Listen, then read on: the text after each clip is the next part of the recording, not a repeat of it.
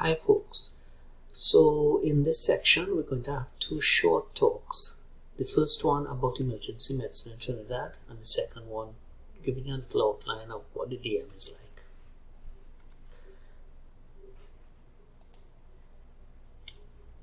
So the objectives of this talk are to define emergency medicine, discuss the role of the specialty, particularly in Trinidad, talk a little bit about opportunities for training, and discuss the benefits of trained personnel both to the population and to the health service, and the cost of training. So I wonder if anybody has an idea what emergency medicine is defined as.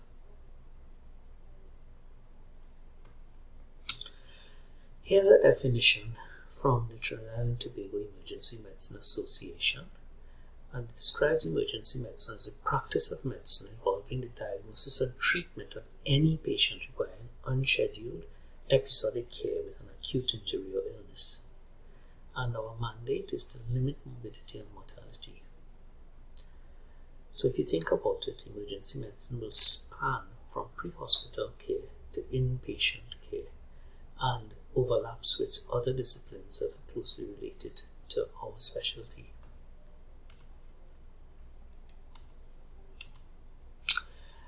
Actually, the practice of emergency medicine goes way back in Trinidad.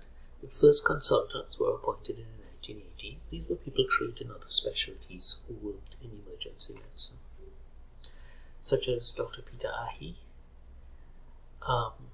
in San Fernando Hospital, Dr. Suresh Puran, Dr. Teixeira, and a little bit after that, Dr. Hilwig. During the early 2000s, there was some infrastructure development in emergency departments. But in general, things took off with the postgraduate training in 2005, both the DM and the diploma. Trinidad has a good history of the use of life support courses such as ACLS, ATLS, APLS, and a few years ago, the United Nations Development Project and Ministry of Health launched an initiative to further strengthen emergency medicine, and we'll talk a little bit about that. So, as you probably know, there are several life support courses that are run in Trinidad and Tobago. ATLS has been run since 1986, and Trinidad and Tobago was the first country outside of the continental United States to run ATLS courses through the work of Dr. Jamil Ali. We've had ACLS running since 2001, initially brought down by the Heart and Stroke Foundation of Canada, and then more latterly taken over by the American Heart Association. And the UK Research Council's APLS course has been running since 2003, again initially through the University of the West Indies and more latterly through the TTEMA.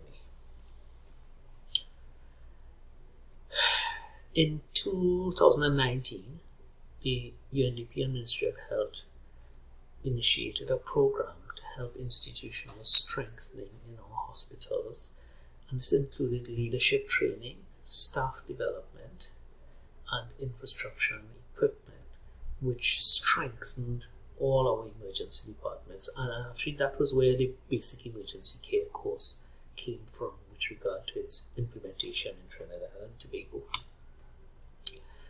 Within Trinidad and Tobago, since 2005, we've had two programs. One is the DM, which is a full-time residency that leads to a recognized specialist qualification in emergency medicine, and it's run in Port of Spain, San Fernando, Sandy Bradley, and now Scarborough General Hospital. The other is the Diploma in Emergency Medicine, which is a part-time program that lasts 18 months and was initially aimed at primary care doctors, but now is used as a stepping stone to the DM as well. So it's an intermediate qualification. I actually forgot to mention Eric Williams Medical Sciences Complex as a hospital that offers the DM in emergency medicine. Just to give you some history, this is the group of doctors who started the program. These are our first diploma and DM students, and some of these you recognize. Let me just put on my pointer. Dr. Sinanan from San Fernando, Dr. Dian Mahabir, Dr. Richard from Tobago, Dr. Etienne from Zanirani Hospital, Dr. Hines from Port of Spain. So you can see that your predecessors, a lot of them did go through one of these courses.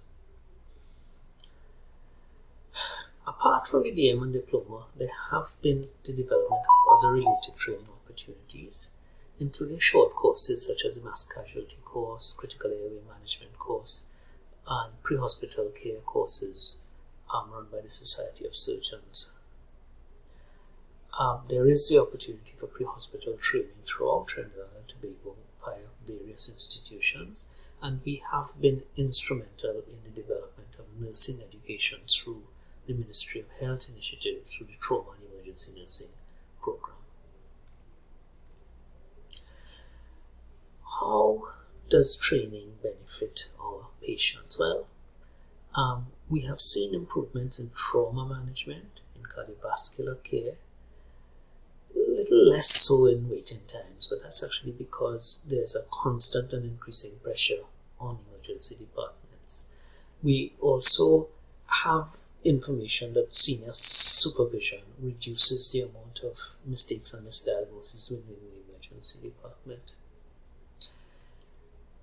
The benefits to the system includes better use of resources, reduction in departmental congestion. A lot of work has gone on with regard to development of protocols, guidelines, and systems for emergency medicine. And we have a really important role to play in reducing inpatient rushes. In Trinidad and Tobago, several authorities have benefited from emergency medicine training. And this is just a small example of some of the things that have been going on in different regional health authorities. As you can see, there are many and varied benefits from the development of emergency medicine training in Trinidad. And this is just to remind us that apart from our local instructors, we have other people who assist in the training, and we do have quite a lot of international and regional lecturers who help with your training at all levels. There are costs to the system. The programs cost something to run, and also there's a cost in time to you as an individual and to your hospital, and there are human resource considerations. For example, in Scarborough General, we do have to think about how doctors are replaced when they go on secondment, or how we ensure protected time for educational activities. So with that, I'm just going to end. If you have any comments or questions about this short presentation, you can bring them up in class and we can talk about it. I hope you found this presentation interesting.